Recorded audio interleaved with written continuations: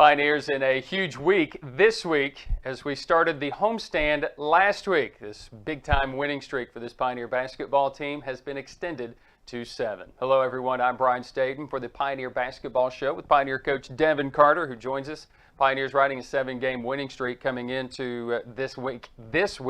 But to get there, I think our team has been tested just a little bit in different ways.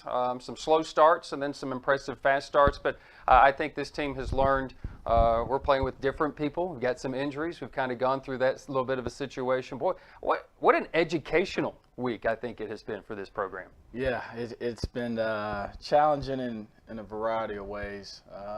Obviously with the numbers we have right now, we've had to use different lineups. We've had to shuffle things around. We've had to play point guards at the 2 and twos at the 4 and stuff like that. So definitely been a learning experience. The one thing I think, though, that I've learned throughout this whole situation and deal is that, you got to be able to adjust, obviously, but then at the same time, you got to have kids that compete and kids that work their butt off. And so that's kind of the deal with us. We've continued to play hard, and usually that covers up for a lot of your mistakes. We haven't been perfect, but we've always found a way to get ourselves out of a situation, through our effort and through our energy and enthusiasm. And so those things have paid off for us. And also the other thing I've learned is that our kids' ability to adapt as well. They've had to take on different roles, and I'm just proud of them for being open and willing to take on different roles and do whatever it takes for our team to be successful. And it sounds like it's horrible, but here's a team that continues to thrive defensively. The numbers continue to go down. The three-point percentage defensively continues to go down. And this is a team that's not playing right now at full capacity. Start a homestand against Mars Hill, Coker, and that team. And let's take a look at the first 2 games of this 3-game homestand. Mars Hill, as we take a look at these highlights, this is a Pioneer team that I think a little sluggish start. Mars Hill comes in. They don't have this great record. They don't have a lot of stuff. Yo-Yo's been playing well. Yoli's McCupidon. But here's a Mars Hill team that really battled and forced us to kind of come out of our shell just a little bit in that first half. Yeah. Talking with their coach before the game, the thing that I told him is that, I think he's doing a great job. They're playing harder than they have in the past few years. They're competing. They're getting on the floor. They're scrappy. And then you look at some of their games. They've played some really close games in our league. They're beating LR at the half here the other day. And they just come out, they're a scrappy bunch. They're better fundamentally, and they definitely challenged us, gave us different looks, gave us different, defenses and presses and stuff like that. So it was a challenge for us. And I told our kids, not to overlook Mars Hill because they're a better team than their record indicates, and obviously they came out and showed that. Felt like we weren't as locked in defensively as we needed to be, thus giving up that amount of points in the first half. But at the same time, proud of how we adjusted in that second half. Thought the second half was about as well as we could defend. To hold them to 15 in that second half was huge. It's crazy, a completely crazy game. Maddie Sudworth, we've already seen her hit the 2 3-pointers that you hit in the first half, and you took 20 attempts. What were they doing defensively that was forcing us to take a lot of that perimeter shot? They played a zone, and the great thing about it is that I tell our kids all the time the way you get better is to make your weaknesses your strengths, and a lot of teams have tried that. And we've responded well to that. Teams, before they used to say, well, we're just going to play them zone and then, let them shoot their way out of the game. But the great thing about it is that, we've been confident in that shot. We've got up the reps in that shot with that 3-point shot, and we've shown the ability to knock that down. And kids have been working. They've been getting in the gym, and now all of a sudden, you got to guard our kids on the perimeter because, I feel like we can make you pay. After they take the lead, had the lead for so much of that first half, Pioneers get the lead right at halftime. Then the second half explosion, 23-0. Not sure I've seen that so much. And the 34 turnovers that Mars Hill had in the game, most of them come during that run. And you hit from everywhere to start that third quarter. Very impressive. Yeah, I felt like in that first half we were a little hesitant. And second half we stepped into shots. You know, you're looking at the highlights here. Kids are ready to shoot. They're catching the ball. I tell our kids all the time, though, is that with the shooting piece comes the passing piece. And felt like in the second half we just moved the ball a lot better. And when kids were taking shots, they were rhythm shots. They were stepping in left, right for that jumper. And, you know, we all know a confident rhythm shot, the chances of it going in are much more higher than a hesitant one. So really proud of how we moved the ball, really proud of how we, you know, stepped into shots with confidence. And in that second half, it showed. I told our kids all the time, your defense should never be questioned. And in that second half, we did a great job of defending. And you defend the three-point line once again. I mean, this has been not just this game or a homestand. This has been all year. They go 2 for 19, 10% from the field, from three to 21%, best in the country right now. And there's so many things, so many storylines. What you weren't very good at in the first half, you do basically an entire second half. And really settled in. Was there a turning point? Was there something that you had to say? Was it the last possession of the first half? I mean, this team just basically turned on a dime. Yeah, you know what? Anytime a coach says it's because of what I said that we turned it around, they're lying. Right. Because your words can't score buckets, or your words can play defense for you. But at the same time, we knew we weren't playing to our potential, and I think our girls kind of realized that at halftime. And then also, too, you know, as a coach, there are certain adjustments that you can make to put your team in a better position. So we made some adjustments on a couple of players from Mars Hill, and wanted to take them out of the ball game. And then, you know, once we got a couple buckets going and we were able to get into the press, we were able to, you know, speed the game up a little bit and make conditioning a factor. That's our whole deal. We want to make conditioning a factor. And so once we did that, we started to wear on them a little bit. And, you know, with those runs, I tell them all the time, you want to get as many 4-0 runs as you can, right. 4-0, 6-0 runs as you can. And we put together multiple. They had used some timeouts in the first half, so really didn't have those timeouts in the second half, and that kind of helped us as well. A Pioneer team that, yes, did force 34 turnovers, a lot of that coming in spurts, but especially during that 23-0 run in that second half. Scored 40 points off of those 34 turnovers as well. Mia Long finishing with 15 points, 14 for Locklear, 13 for Patterson, 10 for Cupidon. It just seems like it was somebody else all the time. Didn't have Jazz Williams in the game, so we're seeing new people come up in big positions. We're getting Maddie Sudworth back for the first time. She kept you in it in that first half with those 2 3-pointers, basically, get the lead. Kendrea Duke, foul trouble much of this contest, 6 points, but 7 boards was big for her. And that's kind of been her theme. So you've had to rely on somebody else at that 5 a lot during this, really this last 3 weeks. Yeah, and you know what? That's why, you know, not having Jazz in that spot was you know, it hurt us because she's been playing some of her best basketball. Obviously, can't do anything with injuries, but, you know, the thing with KD is I was talking to one of the coaches in our league, and you know, they were just saying that, you know, she seals better than any big that they've seen in a long time, and she does. She puts so much pressure on the paint that when she does catch the ball down there, a lot of people collapse, and we're able to kick the ball out for shots. But the thing with KD is she also can be a really good scorer. Yeah. And so, you know, you go against teams that play your zone or try to play your man or whatever the case may be, and being able to dump the ball inside really helps us offensively. And then, you know, obviously the more layups we can get, then the quicker we are to get into our press. So, you know, but having other people step up, Maddie Sutton having her back, Maya Belton getting valuable minutes as a freshman, and then Brittany Cup, who's still kind of learning the ropes here. Those things are all good because they're able to get time and grow a little bit as well. I wish we had Kendrea Duke out there a lot more, and we're working on that foul issue because we're going to need her going through this gauntlet here coming up. 31-point first half for Marcel, 15-point second half, as he's already mentioned, and the Pioneers, a school conference record 3-point attempts, 45 in the game. The Pioneers able to make 10 of those, obviously very big in that second half. Pioneers get their 10th win. We're going to see a lot of comparisons, 2011-12, one of the last times for this Pioneer team to compete for that South Atlantic Conference crown. This year, right now, at 10-2 after the Mars Hill win, then get a chance to take on a Coker team and Shannon Johnson. It'd be interesting to see you guys play. You should do that for charity. You two just play a one-on-one game just to see how that would work out. Obviously, both great basketball talents. but a team that is maybe the biggest mystery in the South Atlantic Conference, because definitely a team that has the talent and the ability, just haven't been able to show it a lot this year. Man, I tell you, they're a big basketball team. They're athletic. Erin Hauser, in my opinion, is one of the best players in the league.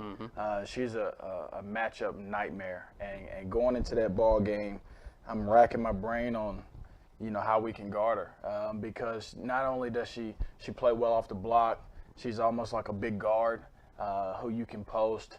She's very versatile. She rebounds the ball. She runs the floor. They've got some talent over there, and I told our kids this is another situation where you can't look at the record and make judgments, because they're a very good ball club. They're scrappy. They've played some teams close. You look at their last game previous to us, they're playing Anderson. They're up 10 points in that ball game late in the ball game, and Anderson put together a fourth quarter of like 27-9 to win the ball game. And so we knew we were going to have our hands full, and sure enough, they came out scrappy, and they made us work for everything imaginable. It was an interesting game. We would take a look at the highlights, Tusculum and Coker, but a stark contrast for the way you started against Mars Hill. Yes, they made you play probably as physical as you have probably played all season long. It was an extremely physical game from a foul perspective. 46 were called in the game, but you got off to a much better first half than you had against Mars Hill, and really you had to earn it. Yeah, for sure. And, it's one of those things that, you know you're going to come in and they're going to be physical, and it's really just about, if you can match it or not. And so, obviously they were bigger than us, just as athletic as us, and so we had to do some things well to execute in the ball game. Once again, I felt like it was another good passing game for us. Felt like we delivered the ball in the hands of shooters who were able to step in and knock down shots. But the thing I was most impressed was the defensive end. Obviously, we knew coming in they had some kids that could shoot the ball, and Haley Kropp got loose a couple times. We lost her a couple times, but going, I think, until the fourth quarter, we hadn't given up a three-pointer the entire game. And our whole rule is to eliminate the three-point shot, and we feel like if we can make teams shoot twos, then eventually that advantage is going to swing to us. All right, as you've seen, got out to the great start, shared the ball, and again, you've touched on it, so I'll follow up. 16 assists on 22 made field goals for the game, but this was, I don't know, they continue to try to put pressure, but we got shots that were falling. Where the first game against Mars Hill, this homestand, couldn't make an outside shot. Then we make 8 3-pointers in the first half. Yeah, and you know what? Like I said, I mean, that's one of the big negatives I had for our kids after the Mars Hill game is I felt like we just weren't confident. And a lot of those threes that we took were open shots. And we just weren't, stepping into it like we should have been, and felt like against Coker, we did a better job of just stepping into shots and being ready to shoot. A lot of the shooting thing is mental, and really proud of how we passed the ball and how we stepped in to knock down shots, because now all of a sudden when you knock down a three-pointer, you're able to get into the press, and then you're able to take maybe that 4-0 run. Next time you score, it may be a 5-0 run. So we try to look at all those things, and really impressed with how our kids just responded after a rough shooting night against Mars Hill to step up and knock it down against Coker. You saw Kendrea do probably the dagger, that inbound play. Everybody knows it's coming. They know it's going to her, and you still. And when she's able to execute and score that, that's got to be demoralizing. Yeah, that's a she loves it too. She says she's athletic, and so she tries to go up there and get it, and it's definitely been a good play for her. And the thing with KD is that when she finishes around the rim, then she becomes one of the best post players in the league. So we try to get her going as much as we can. 23 from Mia Long. KD, they needed all 11 of those, and she wasn't on the floor very much, just 17 minutes. A battle of attrition, because, again, we've got guys that are 4 fouls, and they've got guys that are 4 fouls. I mean, we've got some people that are sitting on the bench, and so once again, you use your bench. And coming in, Lovely Locklear gives you 8 points, and you needed some of that bench production. We get a lot of bench production, but she kind of elevated some play. You saw there in the second half where you needed a big three, and Callie Patterson has been that shot maker for you this year, and they're making that. They're not going away, and you're getting some of that production that you need. Yeah, and you know the thing you talked on is with Lovely Locklear and you know, even Callie, we need that production from our bench. Lovely Locklear being able to come in and give us different minutes is huge for us, because what she does is she played the 4 in some of that the game against Coker. She played the 4 spot for us, but you know, her ability to come in and us not lose anything defensively is huge. Right. You know, she comes in, she can guard 1 through 4, and when she sits down and puts her mind to it, then all of a sudden we don't lose anything when she comes to the ball game. I really don't care about shots made. I know they're going to come. The better we defend. And so she's been huge for us off the bench. And then Callie, you know, with Sydney being out and stuff like that, a lot has come on her shoulders as far as being a shot maker for us, and she's responded. She's knocked down some crucial shots in crucial situations, and she's shown that over the course of her career. So really proud and you know, the effort that those kids have put in, because like you said, we get in games with 4 fouls and stuff like that. You never know who's going to be playing the 4 or 5 for us. So definitely, you know, impressed with how they keep open mind and continue to learn every position and be ready when their number's called. In the 7th win, the Pioneers hold them to just 2 3-pointers, 2 for 11 for the game, forced 26 turnovers, scored 31 points off of those turnovers. Get their 11th win in their 13th game of the year, win their 7th of the season, and to get their 8th, they'll have to go through 2 of the top teams of the South Atlantic Conference as they look to extend that winning streak to 8 and 9. We'll talk about those 2 teams coming up this week when we return right after this. This is the Pioneer Basketball Show with Devan Carter here from the Pioneer Sports Network. Jason was an ordinary man with an insatiable appetite until he got a call that changed everything. Applebee's All You Can Eat is back with shrimp. This January, get ready to order. Starring riblets, tenders, and introducing shrimp.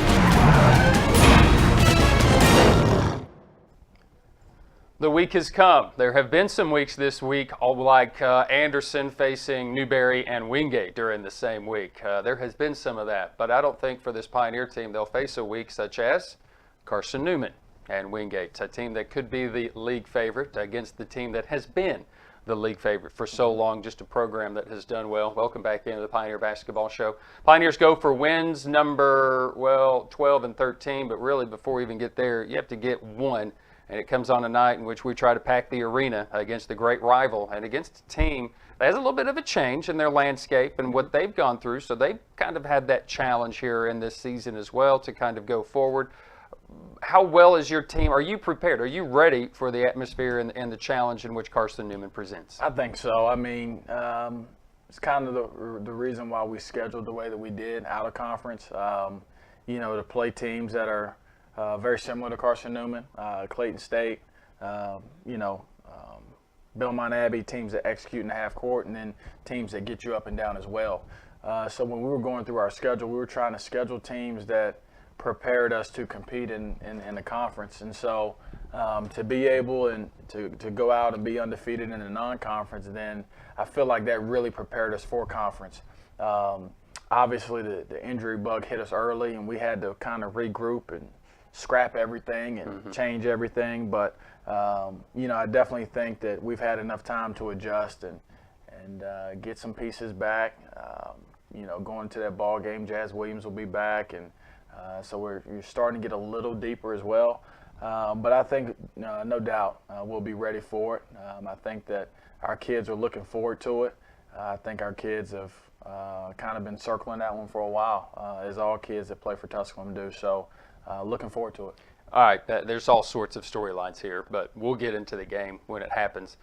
But the one that I'm looking at, Marysite's Duke, maybe, and Williams, and then the Price Long. Yeah. I mean, you're talking about as big a matchup in the league between those names and what is going on. So you've got to come and you've got to see it, because I think last year, and I think Mia would agree with me, and I'm not doubting her, but I think at home Harris just outplayed her just a little bit, just because I think she put so much pressure. She responded late, but it was a little bit too late in that game. What does Mia have to do to kind of own that guard position in this game? Well, I tell you what, a lot of people don't know this. Mia played with strep throat in that game last year. She was sick, and she gutted it out. And I forget what happened in that fourth quarter. I know we put up some points in that fourth quarter, but she grinded that thing out. Gritty performance from her. I think for her to be successful, and you got to know Mia Long now. You got to know Mia Long. She's very good at accepting challenges. Mm-hmm. When you challenge her, she responds. And what she's got to do, though, is that, obviously the foul situation is going to be big. How the game is officiated is going to be big. If they let the kids play, then you're going to see probably an epic battle. Mm-hmm. Two very quick guards, two guards that get after each other, two guards that are fast hands, push the basketball, play with pace, can sit down and defend, very good at stealing the ball from their opponent. So that's going to be a epic clash. I know Mia Long, she has the internet, and I know she looks at who her competition is, and I know she's going to be up for that one. Kendria Dukes and Marisites, you got one that plays kind of on the perimeter a lot. You got one that plays inside a lot, and honestly, that's the matchup that is going to go a long way in determining this game. Yeah. I think it's safe to say that Mia Long's going to get hers, and Harris Price is probably going to get hers too. But that matchup is going to be key. Who can come out with more rebounds in that matchup? Who can have more points in the paint in that matchup? So those are things that going to go a long way to determine who wins the ball game. 3-point shooting, rebound leaders. There's all sorts of storylines in this game. Up and down contest. Carson wants to get it up and down the floor. Tusculum does too, but can they get it into their pace as well? And then you've got the half-court game with Wingate and the perennial conference champion, tournament champion, and what they have been able to do. And I know that a game that I think should favor, Tusculum a little bit, just because we have played so many of these half-court teams here of late. Either way, it's a huge week. What do you need to do to be successful this week? Well, we've played a lot of half-court teams, but I don't think we've played half-court teams like Wingate. Coach Hancock does a great job. One of the best in the league, obviously. The thing that people have said is that they're just the toughest team out. Mm-hmm. And I challenge our team to be the toughest team in Division II. Wingate has been just a really, really tough team. They're scrappy. It doesn't matter how you play, they always adjust. And so this week is going to be kind of a litmus test for us.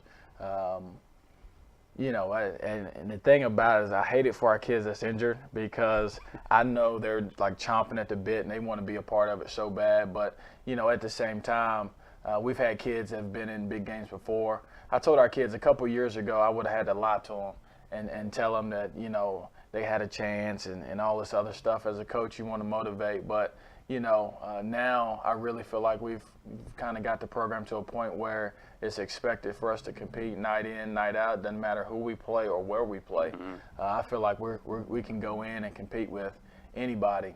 And the thing is that they believe that now. And so that's been the big thing with us, is that they believe it now and they know it. And so when you say that, we defend the three-point line better than anybody in the country, or we're the #1 defensive team in the conference, stuff like that. Third in the nation in turnovers forced and turnover margin. Our kids love that. They thrive on that.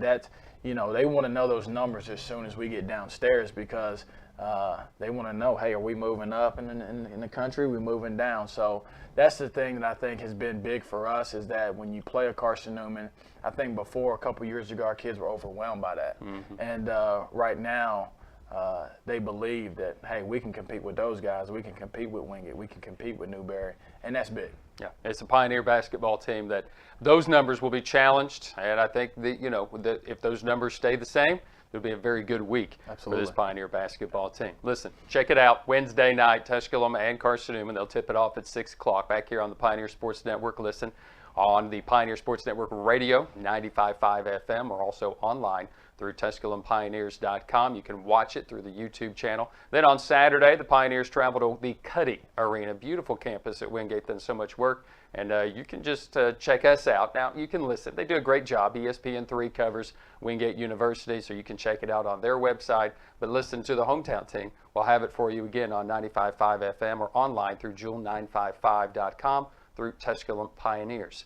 The Pioneers have won 7 straight. Can they keep that streak going at 11-2 in the league? This week, they'll play 2 teams that are right around them in the D2 SIDA poll. They're tied for 4th with Carson Newman and Wingate looming in that top 10.